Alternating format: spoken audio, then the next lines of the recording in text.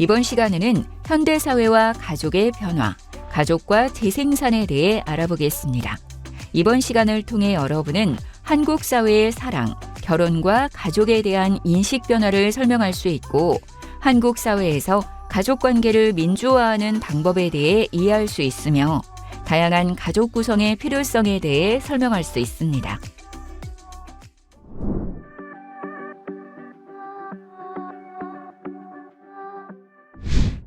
안녕하세요. 여러분 반갑습니다. 간호학과 김희진 교수입니다. 이번 시간에는 현대사회와 가족의 변화에 대해서 살펴보겠습니다. 우리가 앞에서 섹슈얼리티를 다루면서 살펴보았듯이 현대사회로 오면서 성과 사랑은 급속한 의미의 변화를 겪고 있습니다. 남녀를 불문하고 성이 더 자유로워지고 사랑과 친밀성의 성격이 변하면서 성생활, 남녀관계, 부부관계와 결혼관계, 결혼생활 등 일상생활 전반에 변화가 일어났습니다. 오늘날에도 연애하고 결혼한 다음에 동거하고 출산으로 이어지는 전통적인 방식이 문화적으로는 굉장히 큰 영향력을 끼치고 있지만, 우리 사회가 변화되면서 다른 방식의 가족들의 형태들이 점점 흔해지고 있습니다. 대표적인 사례가 1인 가구가 있고 결혼하지 않는 독신 형태도 굉장히 많아지고 있습니다. 과거에는 일반적으로 결혼 정년기의 남녀가 결혼하지 않으면 걱정거리가 되곤 했었죠. 명절에 집에 가면 친척 어른들이 너도 나도 나서서 왜 결혼을 하지 않느냐고 묻곤 했었는데요. 이것은 결혼을 해서 자식을 낳고 살아가는 가족의 형태가 정상적이고 바람직한 가정의 형태라고 여겨졌기 때문입니다. 하지만 최근에는 다양한 가족 형태를 규범을 어기는 것으로 간주하지 않는 경향이 역시 점점 강해지고 있습니다. 실제로 남성과 여성으로 구성되는 부부, 그리고 그 사이에서 태어나는 자녀를 기본으로 하는 핵가족 모델은 여전히 정책적으로 표준 모델 취급을 받고 있음에도 불구하고, 미국에서는 핵가족으로 이루어진 4인 가족은 가족 형태 중에서 오히려 소수에 속합니다. 미국의 가족 형태를 보면 대부분은 결혼을 하지 않고 동거를 하거나 아니면 게이나 레즈비언으로 구성되어 있는 가족 형태가 일반적인 가족 형태고, 우리가 생각하는 남성과 여성으로 구성되는 가족의 형태는 굉장히 소수입니다. 한국 사회 역시 미국처럼 바뀌고 있지는 않지만 점점 다양한 가족의 형태가 증가하고 있는 것은 사실입니다. 이렇게 과거 수십 년 동안 가족 생활에 일어난 변화들로 인해서 1960년대 이전의 정상 가족 모델은 서구에서는 점점 힘을 잃어가고 있는 상황입니다. 이러한 새로운 가족 생활에서 가장 두드러지는 형태는 개인화라고 할 수 있습니다. 이전에는 가족을 둘러싸고 있는 공동체 혹은 확대 가족, 대가족이라고 하는 형태들이 중요했지만, 지금은 개인화, 가족 내의 부부 둘 사이보다는 개인들이 훨씬 더 중요해지게 된 것입니다. 그래서 개인들은 이전에는 가능하지 않았던 선택들을 점점 할 수가 있게 된 것이죠. 즉, 예전에는 결혼을 하게 되면 당연히 자녀를 출산하고, 자녀를 출산한다는 것은 혈연이 계속 재생산되고 가문이 계속 유지가 되는 것을 의미를 가지고 있습니다. 하지만 개인들이 훨씬 더 중요해지면서 개인의 삶의 행복을 위해서는 자녀를 갖지 않는 선택도 할 수가 있는 시대가 된 것이죠. 하지만 다른 한편으로는 남성, 여성 모두 이제는 자신의 삶을 스스로 살게 하고 선택해야 한다고 하는 기대와 압력을 동시에 받고 있는 상황입니다. 다시 말해서 과거에는 태어나면서 확대 가족이나 마을 공동체 등이 부여하는 삶의 각본에 기속되었다면, 이제는 개인이 단위가 되어 자신의 삶을 능동적으로 기획하고 책임지며 살 것을 기대받고 있는 것입니다. 이것은 한편으로 자유이지만 동시에 독립과 책임을 의미하게 된 것입니다.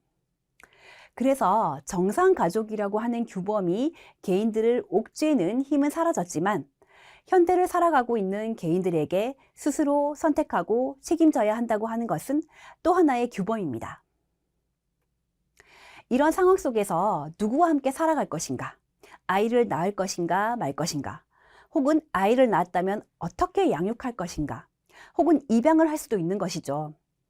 가족과 함께 어떻게 늙어갈 것인가? 이런 것들은 오히려 정상가족의 규범이 강력하게 지배했던 시대보다 더 큰 무게로 다가올 수 있는 것입니다.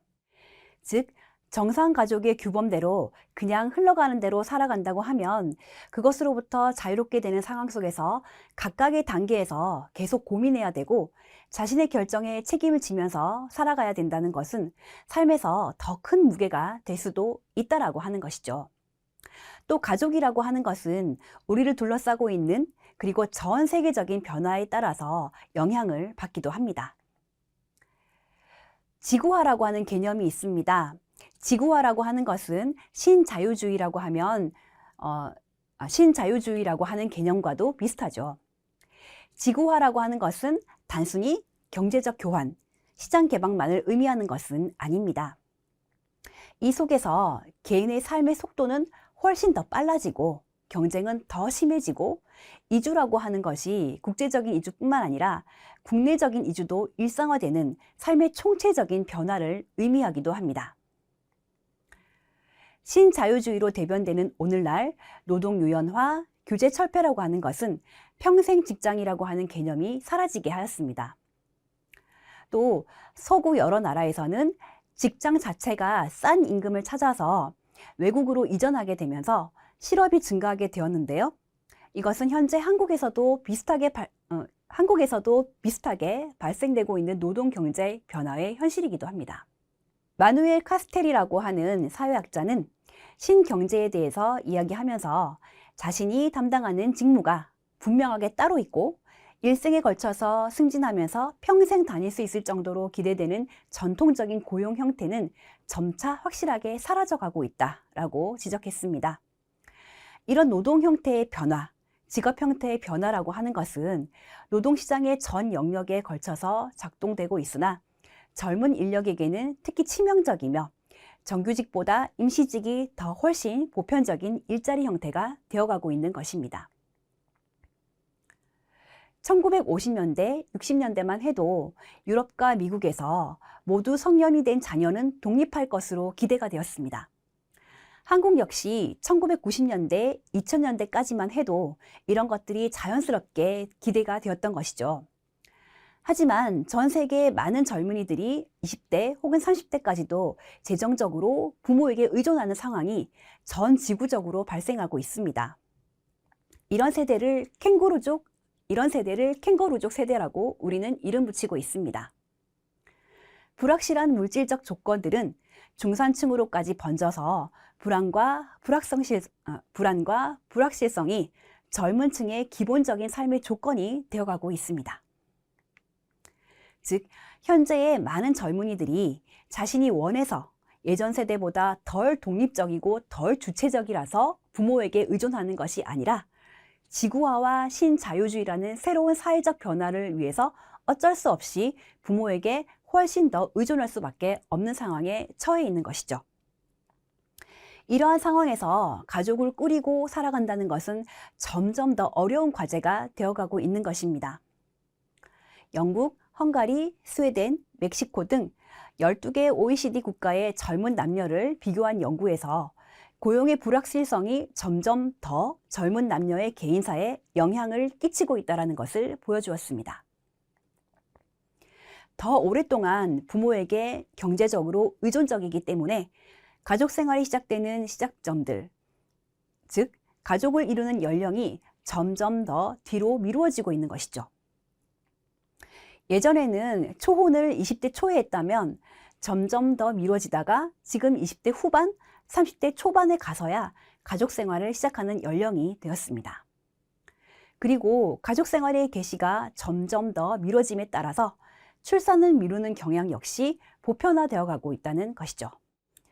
출산이 미뤄지게 되면서 여성의 첫 번째 출산 연령도 계속 미뤄지게 되고 재생산과 관련된 다양한 산부인과적 시술들이 훨씬 더 사회적으로 중요하게 된 것이죠.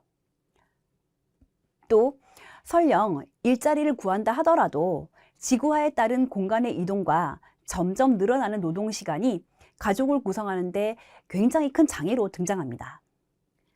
최근 수많은 연구를 통해서 표준 노동시간이 점점 사라지고 주말에도 근무하게 되고 시간제 근무와 유연 노동시간, 초과 근무 등이 증가하고 있다는 것을 보여주고 있습니다.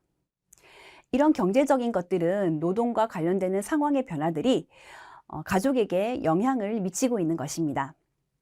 개인화와 지구화라는 사회적 변화 속에서 1950년대 만들어졌던 정상가족 모델은 더 이상 규범으로서의 힘을 잃어가고 있습니다.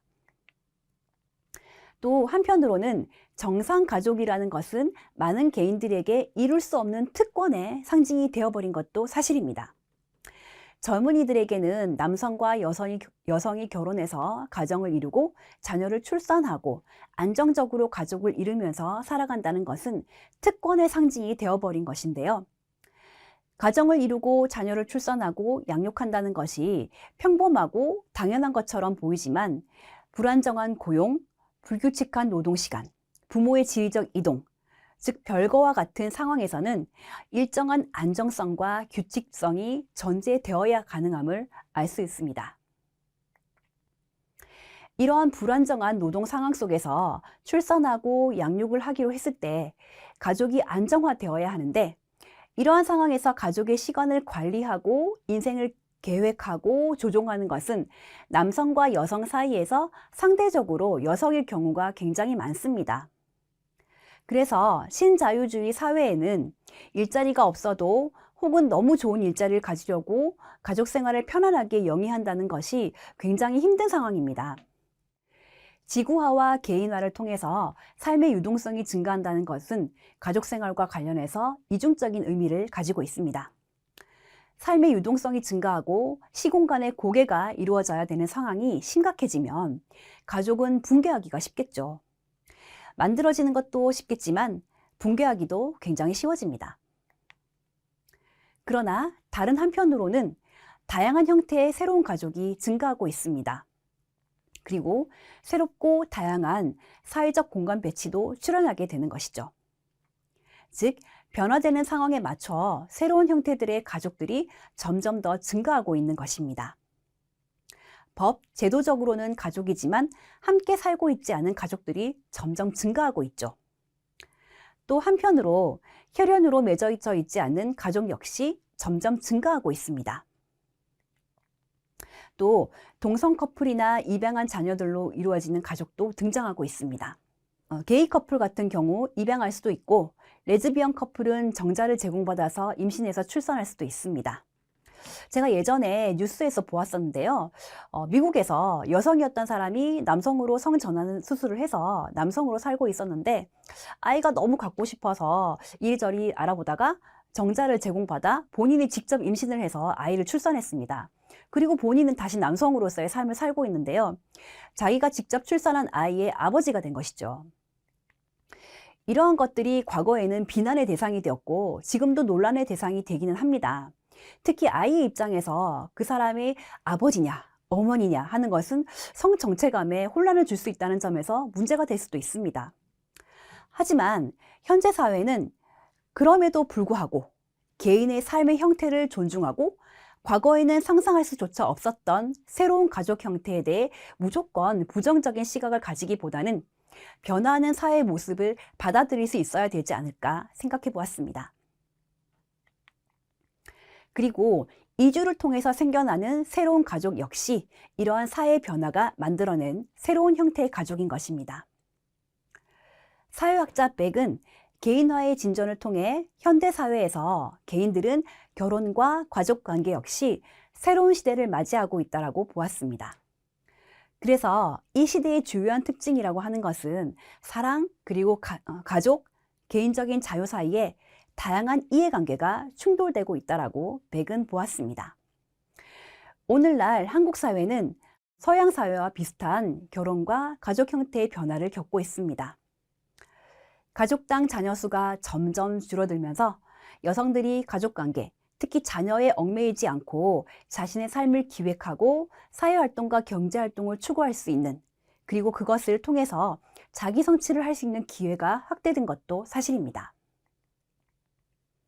그리고 또한 핵가족이라고 하는 형태 속에서 여성들의 권리의식이 향상되고 자녀의 양육과 가계에 대한 주도권이 커진 것도 사실입니다.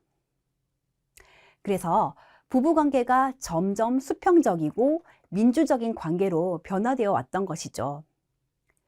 동시에 기존의 가족 규범에 벗어난 다양한 형태의 가족과 공동체가 증가되고 있는 것도 사실입니다.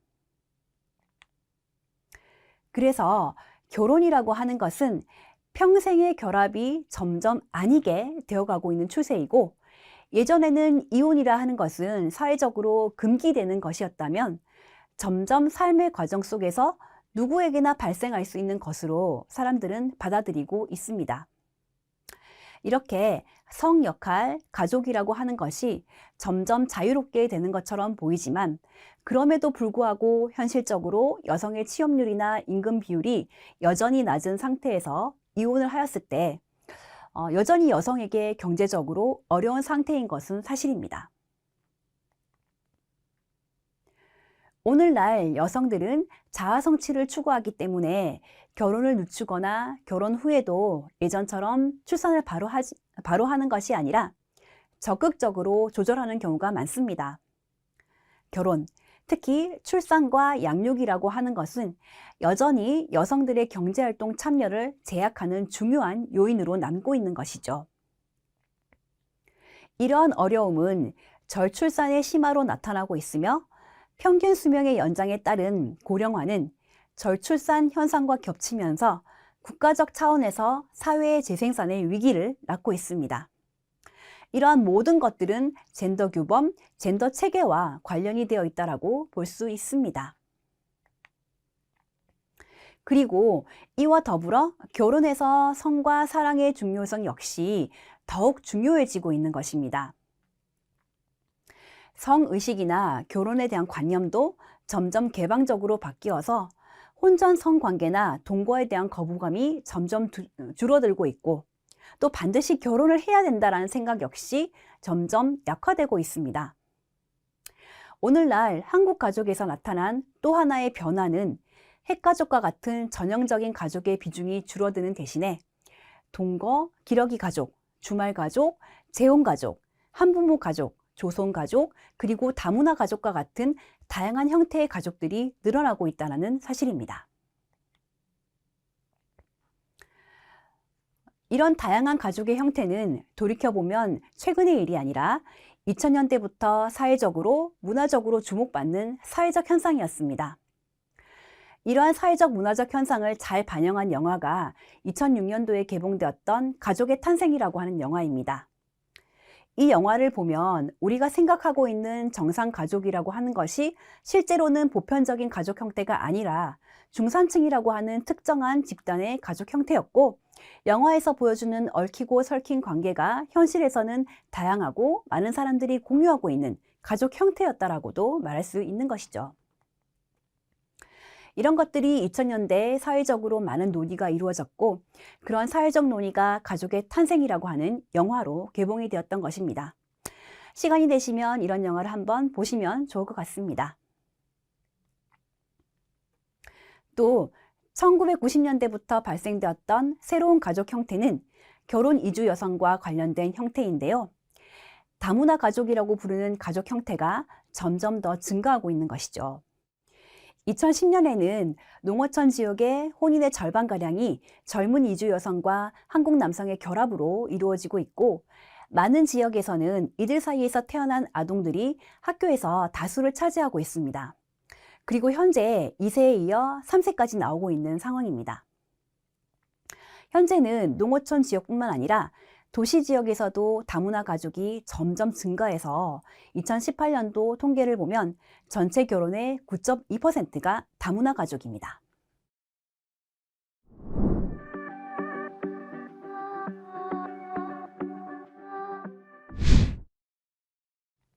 다음으로 가족과 재생산에 대해서 함께 알아보도록 하겠습니다. 먼저 재생산의 정치성에 대해서 살펴볼 텐데요. 가족은 사적이고 독립적인 영역임과 동시에 국가의 개입이나 간섭이 이루어지는 영역이기도 합니다. 왜냐하면 한 사회를 구성하는 가족은 재생산이라고 하는 역할을 담당하고 있기 때문입니다. 그렇기에 재생산을 담당하는 가족은 항상 국가의 통치와 밀접한 관련을 맺어왔습니다. 따라서 가족이라고 하는 단위가 누리는 자율성 역시 국가와의 관계 속에서 정의된다는 것을 기억할 필요가 있습니다. 일반적으로 재생산이라고 하는 개념은 보통 성관계, 임신, 출산, 양육의 과정에서 행해지는 새로운 인간 구성원, 사회 구성원의 생산 과정을 일컫습니다. 인간은 단지 인간으로 태어났다고 해서 자기가 속한 사회의 구성원이 되는 것은 아닙니다. 즉, 인간은 사회적 진공 상태에서 태어난 것이 아니라 법적, 문화적, 정치적, 역사적으로 복잡하게 얽혀있는 관계 속에서 태어난다고 할 수 있는 것입니다. 그리고 그 관계 속에서 성장하고 양육되는 것이죠. 그래서 재생산은 단순히 사회 구성원의 숫자를 늘리는 이상의 문제이며 한 사회의 문화를 재생산하는 것이라고도 볼 수 있는 것입니다. 그렇기에 재생산이라고 하는 것은 사회적으로 중요한 의미를 갖고 있습니다. 따라서 이 재생산을 둘러싼 사회에서의 갈등이 또 계속 발생하고 있는 것입니다. 가족의 재생산 기능이 사회의 구조와 관련이 되어 있으므로 어느 사회든 여성의 성과 신체, 출산을 사회적 목표를 위해 통제하고자 합니다. 그리고 그 과정에서 여성들은 재생산 과정을 실질적으로 수행함에도 불구하고 중요한 결정권에서는 소외되기도 합니다.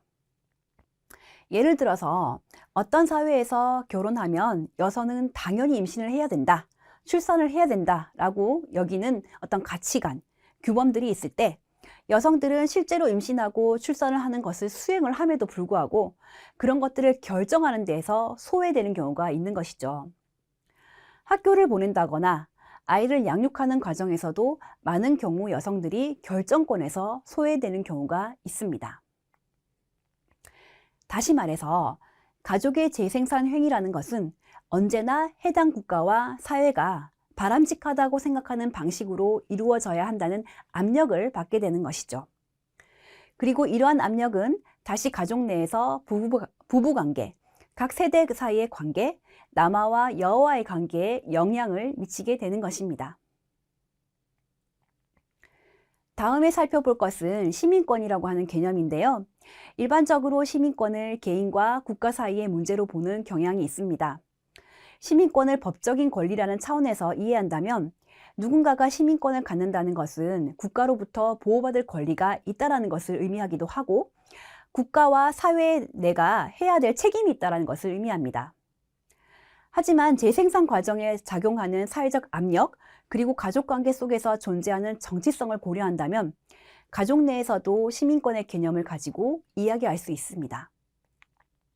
그래서 이런 것들을 간의 시민권, 즉 가족 내 시민권이라고 하는데요. 가족 내에서 한 구성원이 다른 구성원에 비교해서 과연 평등한 관계를 맺고 있는가, 이런 것들을 살펴볼 수가 있는 것이죠. 즉, 간의 시민권이라고 하는 개념은 인간이 태어나서 처음 속하게 되는 관계인 가족 혹은 친족 관계 역시 정치적으로 봐야 된다라고 하는 문제의식을 갖고 있습니다. 즉, 정상 가족 내에 아버지의 역할, 남편의 역할, 아내의 역할, 어머니의 역할, 그리고 남성 자녀의 역할, 여성 자녀의 역할이 원래부터 있었던 것이 아니라 가족을 둘러싸고 있는 생산을 규정하고 있는 국가사회 규범 속에서 만들어진다는 것입니다. 그런 만들어진 역할들 간의 관계들이 항상 민주적이고 수평적으로 이루어지는 것이 아니라 불평등하게 구성될 수도 있다는 정치성을 봐야 된다는 문제의식을 가지고 있는 것입니다. 일반적으로 로마 시대의 가부장권이라고 하는 것은 가부장이 가구 구성원들에 대해서 생사 여탈권을 가지고 있는 권리를 말합니다. 생물학적인 의미의 가족과는 다르지만 한 가구의 구성원들이 전체에 대해서 가부장은 절대적인 권리를 가졌습니다. 이것은 조선시대에도 비슷했죠. 현대에 오면 이런 고전적인 의미에서의 가부장 제도는 사라졌다고 할 수 있지만 여전히 복지와 통치에 있어서 가족에 있어 가부정이라고 하는 것은 중요한 기능을 하고 있습니다.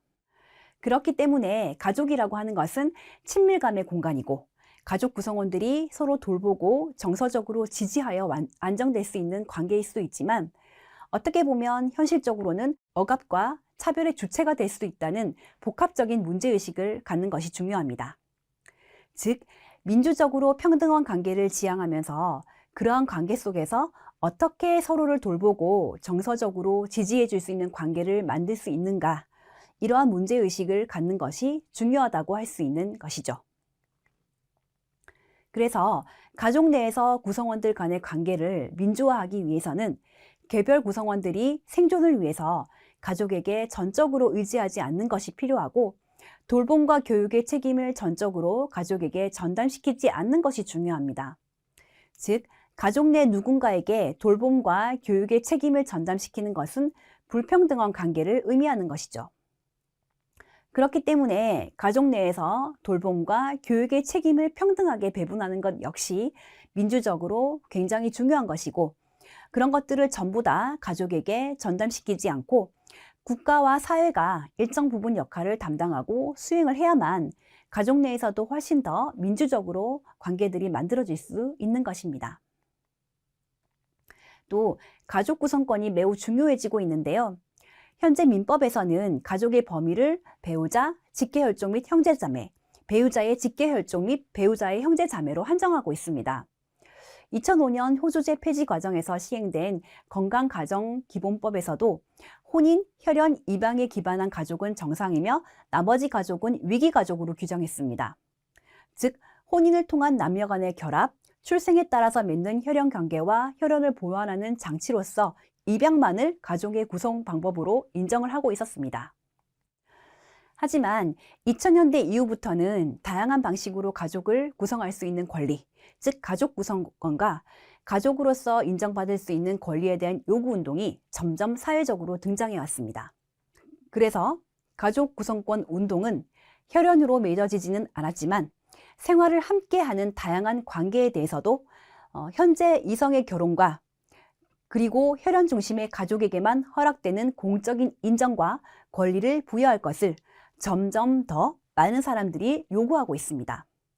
다시 말해서 내가 원하는 가족을 만들고 관계를 형성하는 사적인 권리를 넘어서 공적인 공간에서도 인정받고 존엄한 삶이 가능한 물적 토대를 확보할 수 있는 제도적이고 사회문화적 기반을 창출하고자 하는 것입니다. 즉, 예전에는 국가가 가족을 보호한다는 것은 이성의 가족만 보호한다는 것을 의미했지만 동성의 가족이라던가 1인 가족이라고 한다거나 혹은 결혼 제도에 들어가지는 않았지만 굉장히 오랫동안 동거를 해온 가족 역시 정상 가족이 누려온 혜택, 보호, 법적, 제도적 장치를 누릴 수 있도록 권리를 인정해달라는 요구를 하고 있는 것이고 이러한 요구들이 점점 사회적으로 용인을 받는 추세에 있는 것입니다. 그래서 가족 구성권 운동은 이제까지 가족으로 인정받지 못했던 이성의 비용 관계, 즉 동거, 그리고 삶을 함께하는 생활 동반자를 법적으로 인정하고 지원이 필요하다고 보는 것입니다. 그렇기 때문에 생활 동반자법을 제정하는 것이 중요한 방법이 될 수도 있는 것이죠. 또한 가족 구성원이라고 하는 것은 누구나 자신이 원하는 가족과 공동체를 구성하고 어떠한 생활 공동체를 하더라도 차별 없는 지위를 보장받을 수 있는 권리가 반드시 필요하다고 역설하고 있습니다. 그래서 우리가 오랫동안 해왔던 것처럼 특정한 가족 형태만을 정상적인 것으로 규정하여 그러한 정책 위에서 모든 정책을 설계한다면 이는 필연적으로 차별로 이어질 수밖에 없습니다. 우리가 정상이라고 생각했던 가족 형태는 과거의 특정한 사회 구조적, 경제적 구조 속에서 정상적이었던 것이었고 지금은 아까 말씀드렸듯이 개인화, 지구화와 같은 보편적이고 그런 것들이 사회문화적인 변화를 이끌어왔기 때문에 그에 맞는 다양한 가족 형태들을 인정하고 보호해야 할 책임이 있는 것입니다. 그래서 이성의 혼인과 혈연의 기초를 둔 관계 외에도 현실에 존재하는 다양한 동반자들을 인정하고 그들을 지원해서 보호할 수 있는 방법을 찾는 것이 필요합니다. 마지막으로 가족의 미래에 대해서 간략하게 말씀드리겠습니다. 가족의 미래를 이야기하면서 개인화와 가족의 해체를 점치는 의견도 많이 있지만 가족의 해체는 가족을 어떤 관점으로 보느냐에 따라서 다르게 해석할 수 있는 문제이기도 합니다. 다양한 가족 형태에 대한 지원, 가족을 구성할 권리에 대한 논의들이 가족의 해체를 부추긴다고 염려하는 사람들도 많습니다. 하지만 다른 시각으로 본다면 우리를 둘러싸고 있는 사회 구조적, 문화적인 변화 속에서 다양한 가족 형태들이 만들어질 수 있고 이러한 현실 속에서 다양한 형태의 가족들이 어떤 어려움을 가지고 있고 어떤 다양한 욕구를 가지고 있는지 우리 사회가 유심히 살펴보고 그것들에 따라서 가족들을 지원할 필요가 있습니다. 그리고 그런 것들을 가족으로 인정한다면 가족은 사회의 변화에 따라서 해체되는 것이 아니라 훨씬 더 건강하게 우리 사회를 지탱할 수 있는 근간이 될 수 있다고도 볼 수 있는 것이죠. 한국 가족은 제도화된 가족 자체가 차별의 근원이 되고 제도 자체가 차별적 권리를 숨기지 않았던 시대로부터 이제는 적어도 원칙적으로는 평등과 인권을 지향하는 다양한 가족 형태를 인정하는 단계로 변화해 왔습니다. 그래서 미래의 가족이라고 하는 것은 전통적이라고 하는 이름으로 제도 자체를 수호하면서 개인을 차별하고 희생시키기보다는 평등과 인권이라는 원칙에 입각해서 개인의 삶을 존중하는 방향으로 나아갈 필요가 있습니다. 이것은 국가와 사회가 제도적으로 해야 될 부분이 있는 것이고 또 한편으로는 다양한 형태의 가족 내에서 남성, 여성, 그리고 또 다른 성들이 자신의 삶의 가치관, 도덕 행태로서 내면화해야 된다는 필요성도 있는 것이죠. 이것이 가족의 미래라고 할 수 있겠습니다. 이번 주차는 젠더라고 하는 개념으로 시작해서 가족을 앞으로 어떻게 구성할 것인가, 또 가족의 미래는 무엇인가, 이런 것들에 대해서 논의해 봤습니다. 다음 주차에는 종교에 대해서 살펴보겠습니다. 수고 많으셨습니다. 이번 시간에 학습한 내용을 확인해 보시기 바랍니다.